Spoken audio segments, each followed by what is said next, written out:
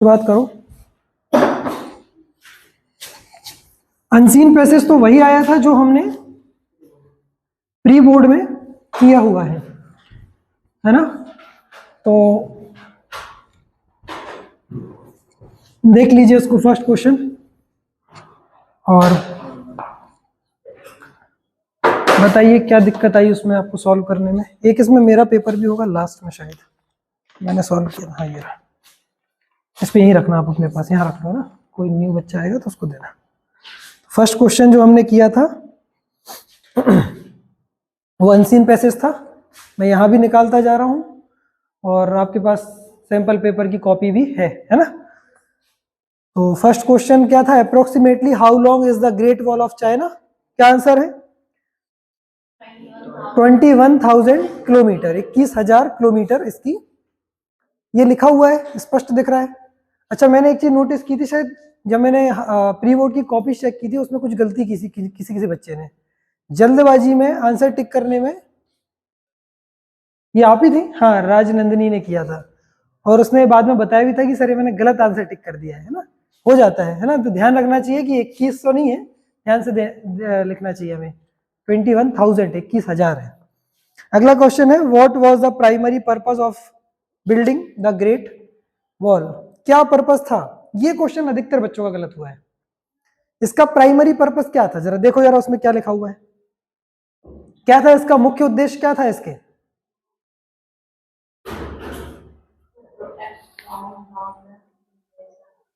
To protect from northern invasion. कहाँ है बताओ पैराग्राफ में, किस लाइन में ये बात हुई है?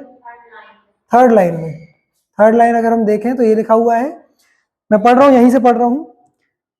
It's primary purpose to protect Chinese territories from invasion, particularly from nomadic tribe in the north.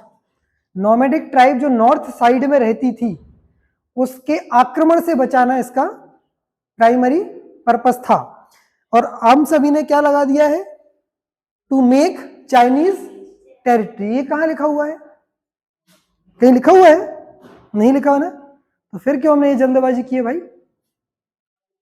ध्यान से पढ़ना चाहिए। अगला क्वेश्चन देखें, what is a common myth about the great wall. Common myth क्या है? कॉमन मिथ समझते हो? मिथ मतलब, मिथ मतलब मिथक, सुना हिंदी में शब्द मिथक, जिसमें सत्य नहीं होता, झूठ, सुनी सुनाई बातें, या मान लो कोई बड़ी प्रचलित बात जो सच नहीं है, झूठ है, उसको मिथ कहते हैं। ठीक है, मिथ मतलब जैसे मान लो कोई कहता है ना बिल्ली रास्ता काट जाएगी तो बुरा होगा, वो मिथ है ना, है ना। ये सारे मिथ हैं। तो उस मिथ के दौरान उसके मिथ में क्या माना जाता है, क्या है myth? It is visible from space without aid. बिना किसी यंत्र वगैरह के आप स्पेस से ग्रेट वॉल ऑफ चाइना देख सकते हैं। ऐसा हो सकता है क्या? Not possible. एक लेकिन सुना जाता है, लोग कहते हैं कि इतनी बड़ी है कि उसको कहां से देखा जा सकता है? स्पेस यानी अंतरिक्ष से देखा जा सकता है। ओके, नेक्स्ट क्वेश्चन है, बिसाइड डिफेंस मतलब सुरक्षा के अलावा। देखो बिसाइड मतलब के अलावा। Besides defence what other functions did the great wall serve. ये जो ग्रेट वॉल ऑफ चाइना है वो अदर और कौन से फंक्शंस को करती है, बताइए। ऑप्शंस आपके हैं, control trade and regulate, migration. यही आंसर है क्या? माइग्रेशन जानते हो आप क्या मतलब होता है? माइग्रेशन का मतलब होता है पलायन। पलायन मतलब एक जगह से छोड़कर जाना। जैसे आजकल आप देखते हो लोग गांवों से शहरों की तरफ बस रहे हैं, तो वो भी क्या है? प्रवास करना। Very good. हाँ, सामाजिक विज्ञान में पढ़ा, अभी पढ़ के ही आए हो, क्या बात है, ताजा ताजा गरम गरम है। तो उसको इंग्लिश में माइग्रेशन कहते हैं। ठीक है, चलिए अगला। Today the great wall is a symbol of. आज के समय में ग्रेट वॉल किस चीज का सिंबल है? लिखा होगा, लास्ट में लिखा है शायद। Today it attracts million of tourist annually, standing a reminder of Chinese rich history and engineering skill. किसके लिए फेमस है? Chinese resilience and engineering skill. समझ गए होंगे। चलिए इसी के साथ ये पहला पैराग्राफ समाप्त हुआ। दूसरे पे आ जाओ। दूसरा वाला भी अच्छा है, करिए इसको। तो पहला क्वेश्चन दूसरे वाले पैराग्राफ में पूछा गया है, क्या है वो? Read the following passage and answer the questions below. पढ़िए इस पैसेज को, नीचे दिए गए प्रश्नों के उत्तर दीजिए। क्या है? पहला क्वेश्चन है, where did Ravi find the wallet. ये पूरी कहानी अगर आपने पढ़ी होगी तो रवि को एक वॉलेट मिलता है, वॉलेट यानी पर्स, बटुआ। वो पर्स मिलता है और उसमें कुछ सामान मिलता है, फिर वो जाके उसकी मदद करता है, वापस करके आता है और उसको बड़ा अच्छा फील होता है कि उसने एक भला काम किया। तो where did Ravi find the wallet, Ravi को वॉलेट कहाँ मिला? यस, आंसर क्या है? नियर बस स्टॉप लिखा हुआ है एकदम स्पष्ट। सभी का आंसर सही है? B. What was not inside the wallet, wallet के अंदर क्या नहीं था? इंपॉर्टेंट क्वेश्चन है। वॉलेट के अंदर क्या नहीं था?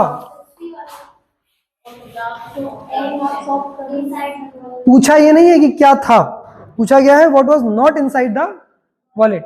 यहां से आके वो ले लो बेटा अपना सेट, यहां से आ जाओ, सुन ही नहीं रहे हो। तो देखो, बिल्स थे, बस पास था, आईडी कार्ड था। आईडी कार्ड तो था ही, तभी तो उसी को देख के तो उसने वापस जाके बताया कि किसका वो पर्स है। फोटोग्राफ्स ऑफ रवीज फैमिली, क्या रवि के फैमिली की फोटोग्राफ भी थी क्या? नहीं, ऐसा कुछ नहीं है भाई। अगला है, why did Ravi decide to return the wallet personally. Ravi ने क्यों डिसाइड किया कि वो व्यक्तिगत तौर पे जाकर वो आईडी कार्ड सॉरी वॉलेट को वापस करेगा? क्यों डिसाइड किया? ऑप्शंस है, he wanted to meet mister Sharma, क्या वो मिस्टर शर्मा से मिलना चाहता था? वो तो जानते ही नहीं था कौन है भाई मिस्टर शर्मा, तो कहां से मिलने का सोचेगा। ही हैड एक्स्ट्रा टाइम, उसके बाद बहुत अतिरिक्त समय था, फालतू समय था कि चलो यार अपन ही खुद ही देके आते, ऐसा था क्या? नहीं। अगला है, he felt urge to do so, बस उसने ऐसा महसूस किया कि उसको जाके वापस करना चाहिए, शायद ये हो सकता है। एक और ऑप्शन पढ़ लो पहले, he did not trust the police, उसको पुलिस पर बिल्कुल भी भरोसा, ऐसा था क्या? नहीं। तो the correct answer is he felt urge to do so, लिखा हुआ है अगर आप पढ़ेंगे फिफ्थ लाइन में, फोर्थ और फिफ्थ लाइन से पढ़ेंगे, but something urged him to return it personally, मिल गया। फोर्थ लाइन की लास्ट और फिफ्थ लाइन की शुरुआत से अगर आप पढ़ेंगे तो मिल जाएगी बात। अगला क्वेश्चन है, why was the wallet so important to mister Sharma, mister Sharma को वो वॉलेट इंपॉर्टेंट क्यों था? The options are, it had his bank cards, क्या उसके अंदर उसके बैंक के कार्ड्स थे? नहीं, ऐसी कोई बात नहीं है।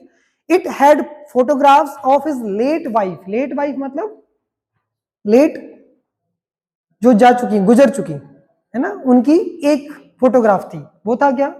यस, ऐसा लिखा तो है। ही हैड गोल्ड कॉइन्स, क्या उसमें गोल्ड कॉइन्स थे? ऐसा कुछ भी नहीं है। It was a gift from his son, वो जो वॉलेट था वो उसके पुत्र की तरफ से उसको क्या था? एक तोहफा था, ऐसा था क्या? नहीं, ऐसा भी कुछ नहीं था। तो the correct answer is B, very nice. अगला क्वेश्चन, लास्ट क्वेश्चन है। इस क्वेश्चन में कई सारे बच्चे कंफ्यूज हो गए और ये क्वेश्चन ही करना आना चाहिए अब, क्योंकि बाकी सब तो तुम्हें पैराग्राफ में मिल जाएगा। ये है पैराग्राफ पढ़ने के बाद आप उसका सार समझे या नहीं, उससे है। पूछा गया है, what realization did Ravi have at the end, Ravi को अंत में क्या अनुभूति हुई, क्या रियलाइजेशन हुआ, क्या आत्मसात किया उसने? तो options are, helping others is a waste of time, दूसरों की मदद करना समय का वेस्ट करना है, खराब करना है, बर्बाद करना है, ऐसा है क्या? Second, honesty can deeply impact someone's life, ईमानदारी किसी दूसरे के जीवन को बहुत गहराई से प्रभावित कर सकती, ये हो सकता है। He should work for the police, उसको पुलिस के लिए काम करना शुरू कर देना चाहिए, ऐसा? नहीं। He should carry less money, उसको थोड़ा कम पैसा रख के चलना चाहिए, ऐसा है क्या? ऑप्शन क्या है? B, honesty can deeply impact someone's life. तो अभी तक हमने 10 क्वेश्चंस किए हैं, 10 में से किसका कितना स्कोर एक बार हो जाए, क्योंकि मैंने सारे टेस्ट चेक नहीं किए अभी। हाँ, कितने आए, सही कितने निकले? आप आए नहीं थे, हाँ 10 ही सही है, 6 सही है। आपने कल किए तो थे ना? अच्छा, देखे नहीं है, चलो 10। हाँ, एक आपने किया भी नहीं था, क्यों? देखो अब आप, इससे हमें ये पता चलता है कि एग्जाम में कई बार ये भी हो जाता है हमारे साथ, है ना। 8, अदिति एक गलत है, मतलब 9 सही है, 8 सही है। एक गलत है, 9 सही है। सही कितने? ओ 4 तो भाई बहुत कम है यार। अच्छा मिला नहीं पाए, अभी मिला लेना। 8। आप तो आए नहीं थे कल। हाँ चेक नहीं, आपने चेक किया? भी मैं आंसर बता रहा था तब चेक नहीं किया आपने? कितने सही निकले? 7 सही निकले? पक्का? 7 सही है, ठीक है। चलो आ जाओ नेक्स्ट क्वेश्चन नंबर 7 पे आ जाइए।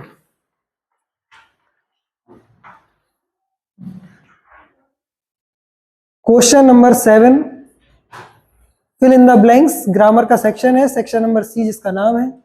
इसको करते आइए।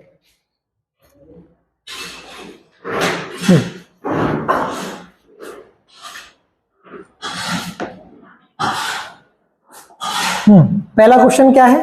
How dash students are present today? Options क्या क्या है? मच, हाँ एक तो मच है, मैनी, सॉरी मैनी है, मच है और एनी है। तो कैसे करते हैं हमें पता ही है।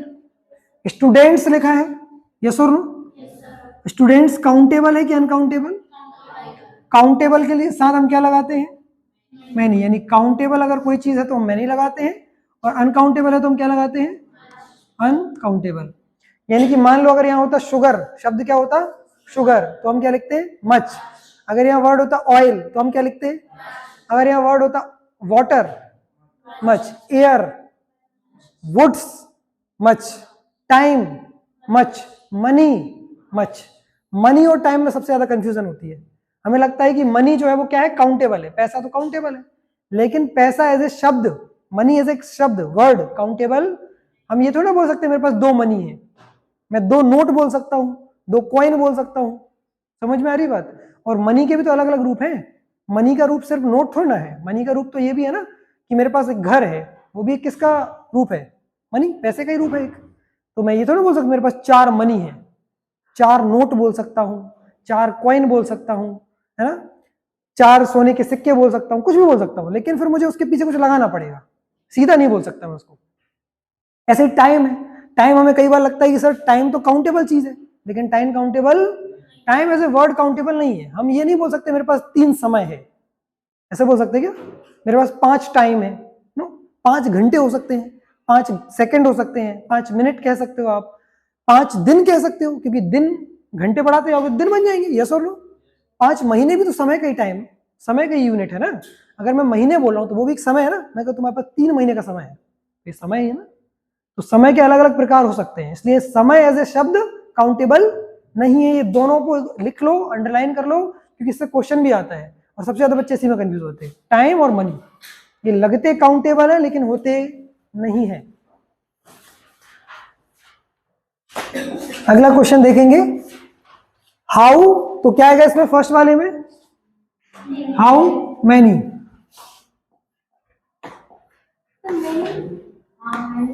हाँ नहीं नहीं नहीं नहीं, ये गलत लॉजिक है, इसमें एनी नहीं आ सकता है। हाँ नहीं नहीं, उनका कहना इसलिए है कि एनी और सम हमने पढ़े थे, यस और नो? सम और एनी पढ़े थे, तो हमने पढ़ा था जब भी पॉजिटिव वाक्य होगा तो क्या आएगा, और जब नेगेटिव होगा और तो क्या होगा, ये पढ़ा था हमने, सही बात है। लेकिन अगर आप इस सेंटेंस में एनी रख के देखोगे तो आप उसके लॉजिक को नहीं सेटिस्फाई कर पाओगे ना। मैंने बोला था ना, हमें लॉजिक भी तो ढूंढना है।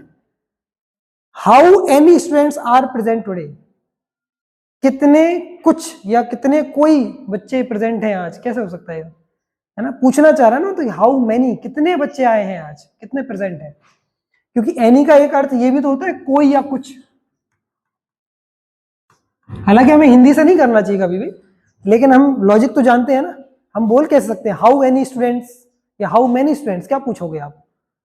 कितने के लिए हमें क्या बोलना पड़ेगा? हाउ मैनी, कितने बच्चे आए हैं आज स्कूल में, तो एनी नहीं आ सकता है, ठीक है। तो हमें हर बार ये नहीं लॉजिक लगाना है कि क्वेश्चन मार्क लग गया तो हम एनी लगा दें, सेंटेंस का लॉजिक नहीं खराब होना चाहिए। चलिए, तो फर्स्ट का आंसर क्या है? Many. I want to purchase dash HMT watch. अब देखो HMT वॉच वर्ड आया है, तो HMT वॉच किसी वॉच का नाम है, तो दा तो नहीं लगाना है हमें, है ना, हम कंपनी का नाम बोल रहे हैं सिंपल सा, तो दा तो किसी केस में नहीं आएगा। द HMT वॉच थोड़ा ना बोलेंगे। I want to buy the HMT watch भी नहीं है, कोई स्पेसिफिक बात नहीं हम कह रहे हैं, हम एक वॉच की बात कह रहे हैं कि वॉच हमें खरीदनी है, कोई वॉच है जो HMT कंपनी की है, तो जब हम HMT बोलेंगे, आइए आइए लेट हो गए,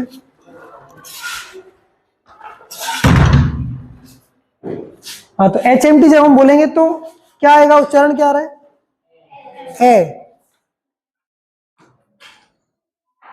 ए का आ रहा है पक्का, क्या आएगा, ए या एन, एन। शायद मैंने किसी के में इनकरेक्ट किया है क्या, हाँ मुझे याद आ गया, इसीलिए तो मैं रुक गया। हाँ, तो फ्लो फ्लो में एक नंबर बढ़ाएंगे, उसमें आप एक करेक्शन कर लीजिएगा, उसमें करेक्ट आंसर क्या है, एन है, ठीक है। चलिए next, dash I take your pen, simple, हम सभी यूज करते हैं, मे का यूज करते हैं, क्यों यूज करते हैं, परमिशन लेने के लिए, है ना, हमने पढ़ा भी है मॉडल्स में मे का उपयोग कहाँ किया जाता है, तो हम परमिशन ले रहे होते हैं, जब हम आप अंदर आते तो पूछते ना, मे आई कम इन सर, उसी का एग्जांपल है, मे आई कम इन, मैं अंदर आ जाऊं क्या, तो मे जब भी आगे आता है, जब भी इंट्रोगेटिव बनता है, तो मे किसका काम करता है, परमिशन लेने का, अनुमति मांगने का। अगला क्वेश्चन है fourth, he has dash many place. अब देखो ये अगर आप करना चाहते हो इसके लिए बिल्कुल वो टेबल रिवाइंड कर लो जो हमने टेबल पढ़ी है, तो हैज और हैव कहां आते हैं उस टेबल में, हैज और हैव कहां आते हैं उस टेबल में, यहां पर अगर मैं इस टेबल का हैज हैव वाली टेबल बनाऊं, तो हैज और हैव प्लस, और यहां पर क्या आता है, हैड, और यहां पर विल या शैल प्लस हैव, यस और नो, हैव कौन सी लाइन है, ये थर्ड लाइन है, कौन सी फॉर्म चलती है वर्ब की, थर्ड फॉर्म, वर्ब की थर्ड फॉर्म कौन सी है, रिटर्न, तो द क्या होगा, he has return many plays, plays मतलब होता है नाटक, कई सारे प्लेज लिखे हुए हैं, कई सारे नाटक लिखे हुए हैं, drama. Fifth, the meeting will be held dash Tuesday, तो जो मीटिंग होगी वो कब होगी, ट्यूसडे को होगी। हमने पढ़ा है जब डे की बात कर रहे हो तो क्या आता है, इन आता है, ऑन आता है या सिंस आता है, क्या आता है, ऑन आता है, क्या आता है, ऑन। जैसे मैं बोलूं on Monday, on Tuesday, on तारीख आ जाए मान लो कोई, ऑन 26 जनवरी,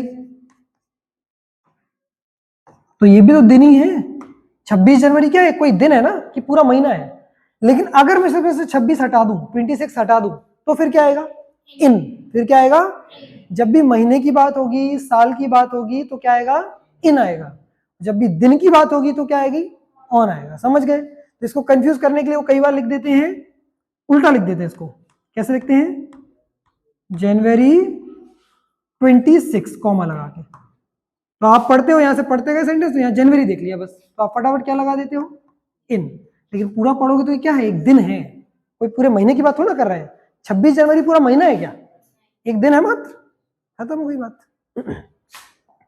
चलिए अगला करिए, he could not come to school dash he was ill, वो स्कूल नहीं आ सका, बिकॉज ऑब्वियस सी बात है ना, क्योंकि वो बीमार था, लेकिन वो बीमार था, सो वो बीमार था, कोई किसी एंगल से नहीं बन रहा है। अगला है, Bhopal is larger dash Gwalior, Bhopal जो है वो लार्जर है ग्वालियर से, क्या आएगा, पढ़ा हमने, जब भी कंपैरेटिव डिग्री आती है तो कंपैरेटिव डिग्री के बाद क्या आता है, देन आता है, क्या आता है, कंपैरेटिव डिग्री के बाद देन आता है। लेकिन इसमें हमने कुछ चीज और पढ़ी थी, याद होगा आपको, टू भी आता है, किसी किसी ने टू लगाया है, तरुण ने लगाया है, लगाया तरुण, टू क्यों लगाते हैं, कब लगाते हैं बताओ, कौन से वाले वर्ड्स के साथ